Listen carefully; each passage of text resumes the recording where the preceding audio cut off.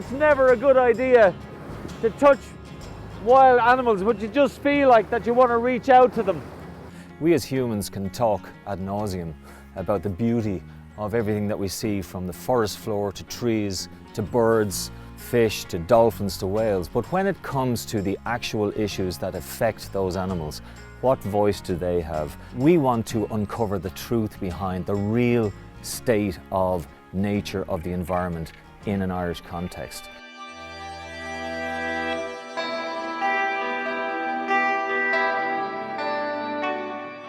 So here I am, I'm at the upper tidal limit of the beach at Finian's Bay, and out to my left are the beautiful Skelligs. In fact, this bay typifies the west of Ireland, the southwest of Ireland, as one of the most amazingly scenic places that you can come and visit. And this is, of course, along the Wild Atlantic Way. But as I stand and walk, I'm just confronted by this upper tidal layer of plastic waste, which is all around my feet.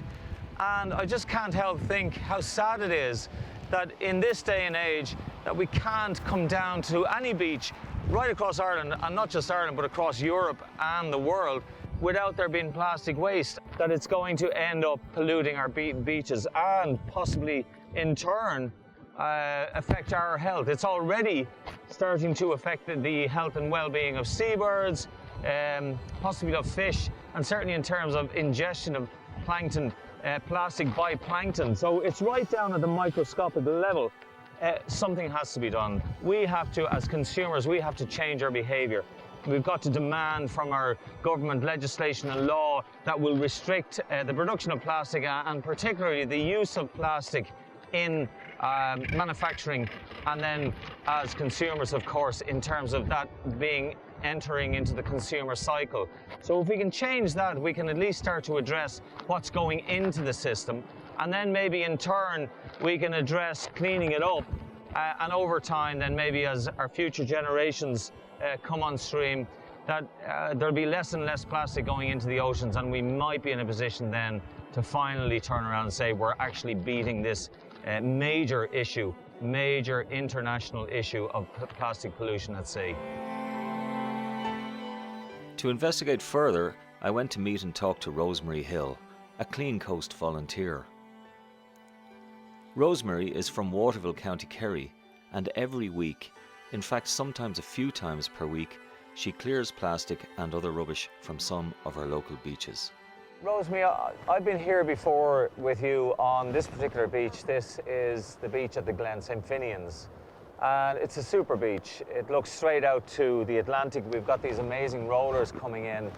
But the significance really for you is that you have spent quite a long time here, not just taking in the views, but removing plastic and other waste material from the sands on the tides. Yeah, day after day. It's relentless. It just washes up here, especially on this beach, just on every tide.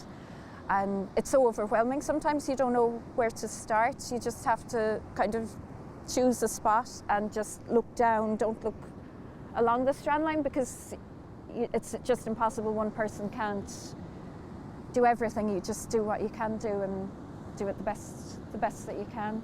It's a bit of a mystery. I think it's like a combination of different factors. Like if you're driving along and you throw even the bottle cap out of the car window, eventually that will wash down a drain and then into waterway into the sea and carried by the tide and then wash up. We've got a great example here in a sandbank that shows possibly the start of when plastic pollution became an issue and started to wash ashore on the Atlantic coast of Ireland.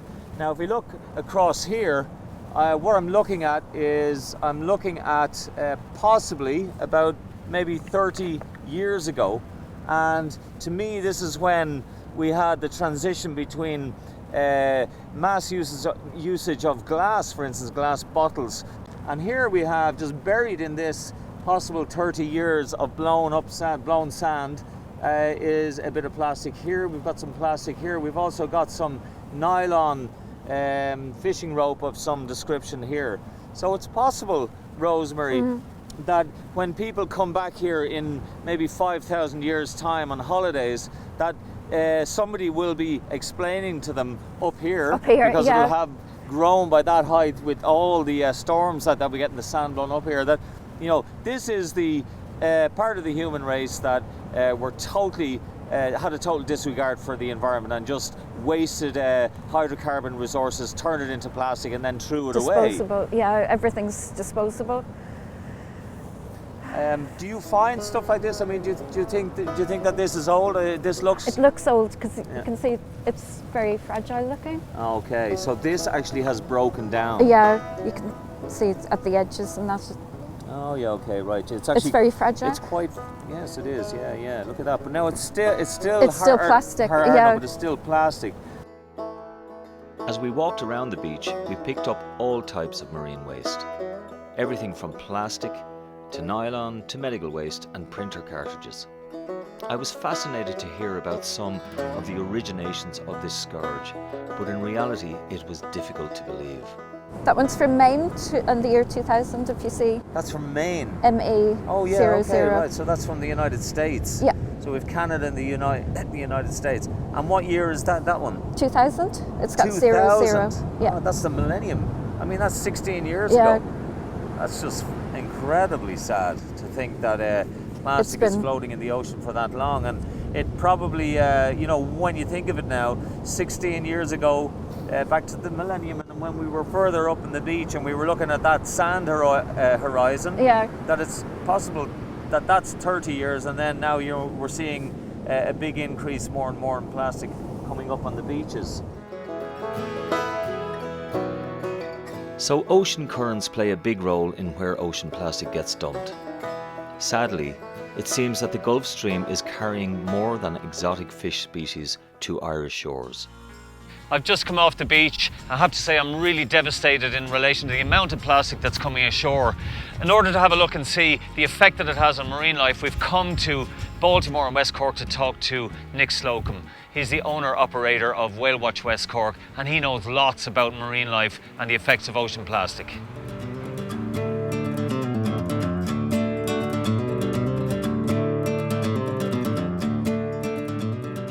Nick spends most of his time at sea looking for marine life.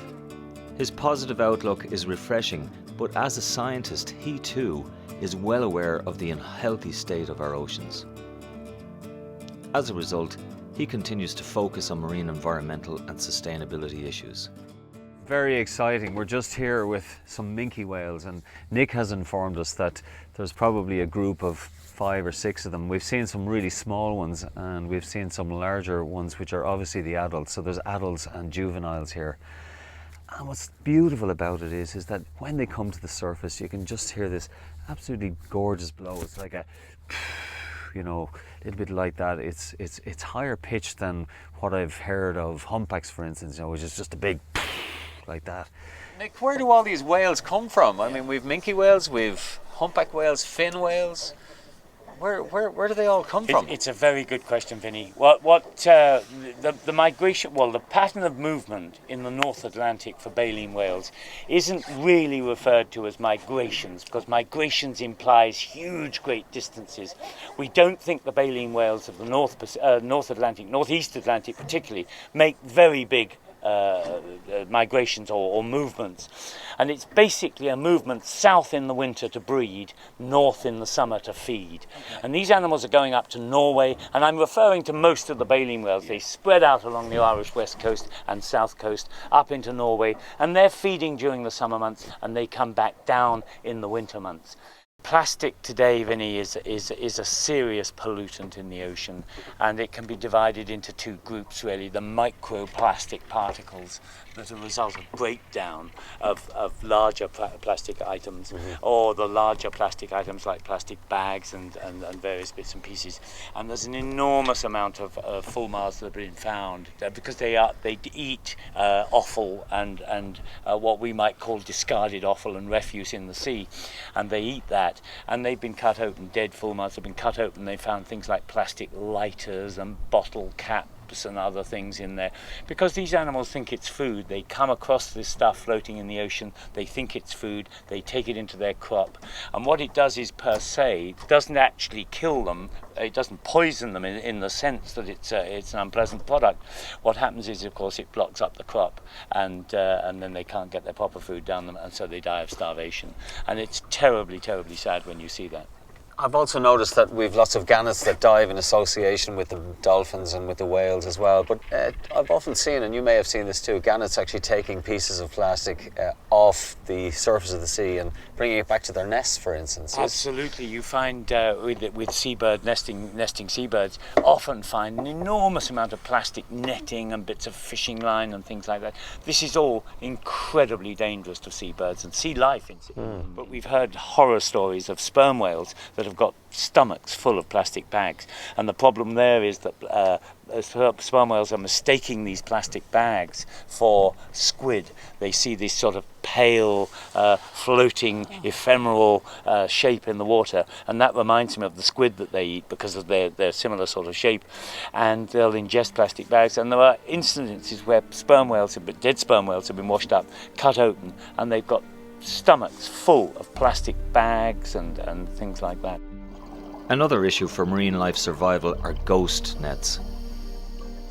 These discarded fishing nets move along with ocean currents. Invisible to marine life, they go on trapping and killing marine life for many years after. Whales, dolphins, seabirds, turtles and fish, the list goes on and on. All sea creatures are in danger of getting caught up in these invisible death traps. It really saddens me to see this. When I think about our blatant disregard for the ocean environment, I can't reconcile the out of sight, out of mind mentality.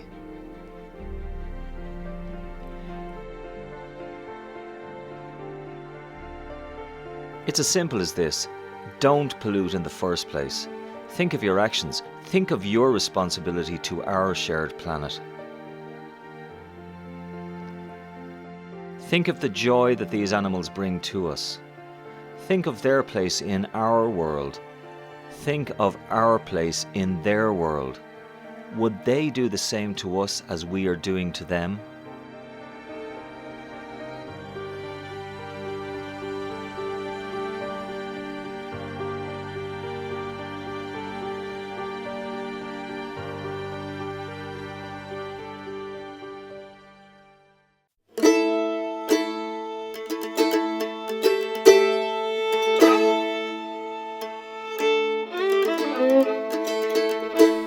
We've come from the southwest of Ireland to Galway, in fact to Galway Mayo Institute of Technology, to meet Heidi Akampora. Heidi is an expert on marine plastic pollution and in particular on the effects of seabirds. So I'm going to meet her here now.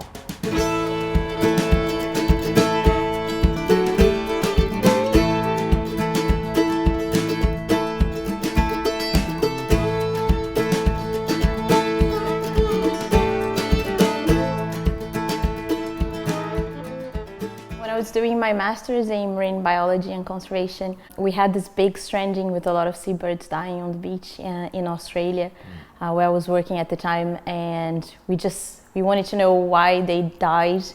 We just wanted to have a look if there was something, strange about the whole, a big wreck of seabirds on the beach. So we decided to look at the stomachs, and then we found out the stomachs were full of plastics. It was about 87% of the birds had loads of plastics inside. They had so much plastics that they didn't have space for food. It was so much plastic in their stomach. I mean, they have tiny stomachs, and the stomachs were full of plastics, and they can digest that, and they can only regurgitate if they're small particles, and sometimes they're big pieces. It's worrying. It's a worrying development to see this amount of plastic in our oceans. Is it true that there's perhaps maybe, or there will be maybe more pieces of plastic in the ocean than fish at some stage? Do you know? Yeah, so there's a lot of mathematical modeling happening to predict that. Obviously, it's not 100% accurate. You can't predict that way, But it is really worrying because the plastic production is just growing and the demand is growing as well. And we're so dependent nowadays. Everything is plastic. So yeah, it's everywhere. And it's the way that you were saying that people wouldn't think, oh no, you know, Ireland is, why would this happen here? But the oceans are not, you know, extracted. They are everywhere.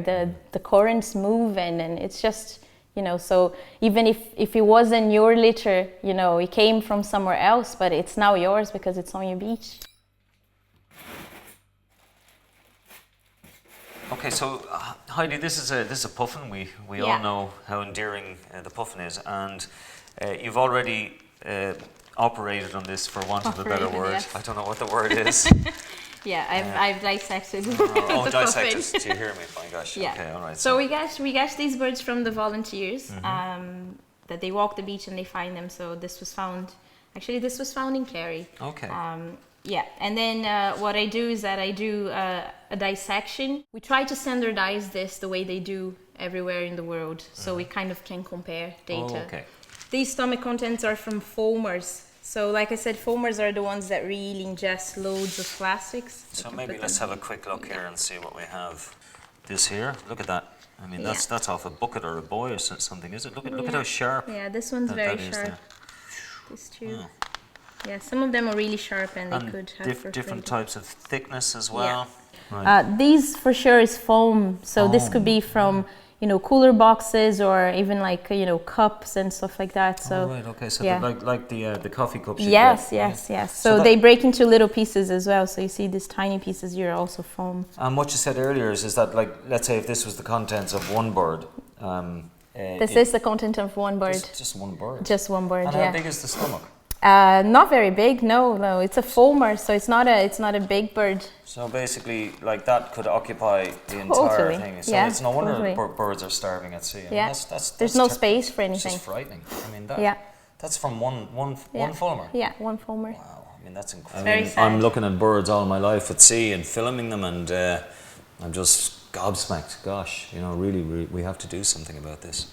From what we've seen so far, all birds are susceptible to ingesting. Like, all of them are, you know, it's there, it's available. They can get confused, you know. There can be, for example, we can't exactly explain what triggers them. So we could say they get confused, but we could also say they have a shortage of food and then they see something that looks like food and they eat it, you know. So we can't be sure about the reasons, you know.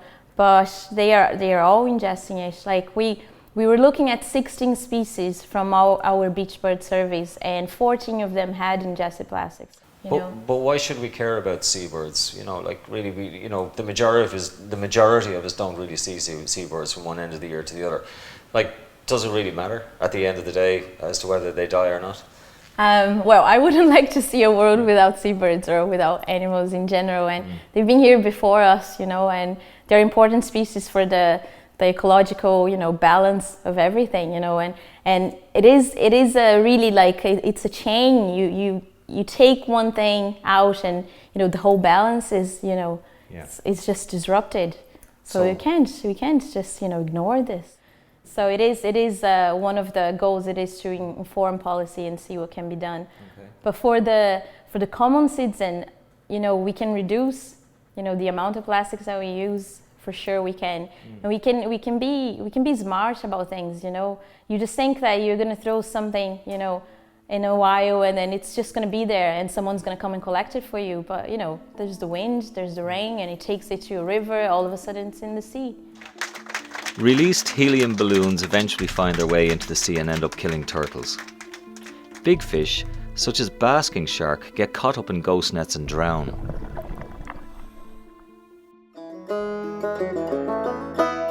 Some end up on beaches to remind us of the wanton destruction we as humans are causing to our precious marine life.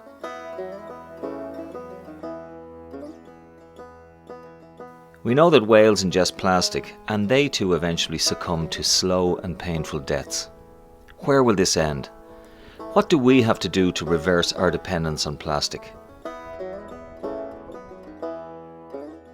On a positive note, there are many people the world over, including Rosemary, Nick and Heidi, who are taking the initiative and doing something to clean up our seas. I myself was invited to the island of Santorini in Greece to take part in an underwater cleanup.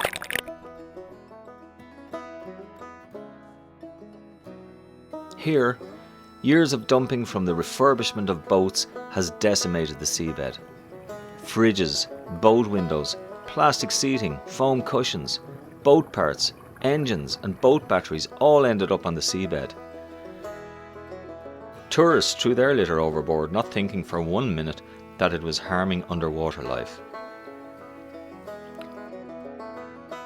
Thankfully, concerned citizens are doing something for their local environment.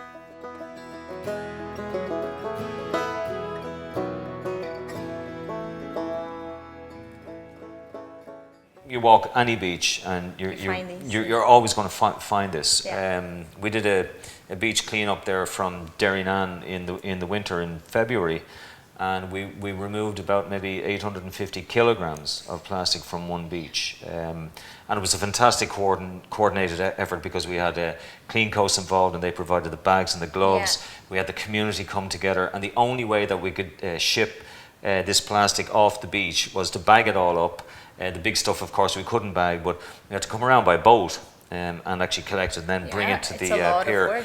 And in fairness, Kerry County Council arrived and they took the whole lot away. So it's great to see that happening in the real world, and that people, communities can make that difference.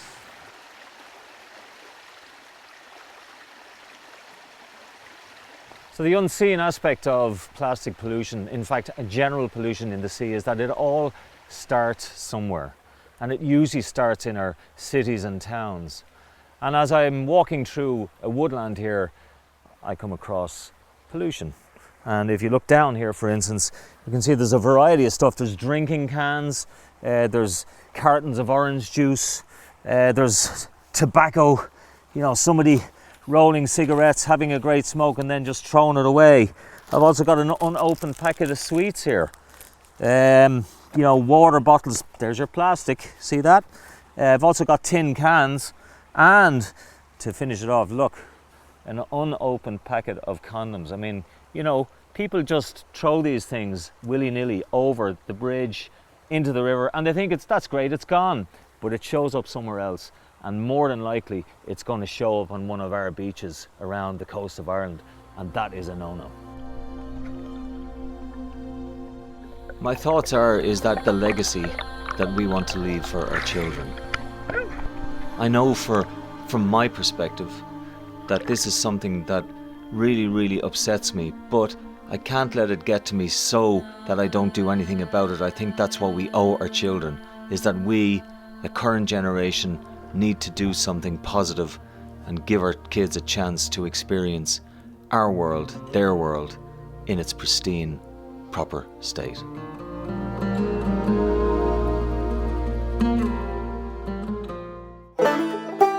Coming up next week, a fascinating look into plants and animals that threaten our environment and native wildlife species. From plants that take over our riverbanks to deer that decimate our woodlands, Call of the Wild investigates.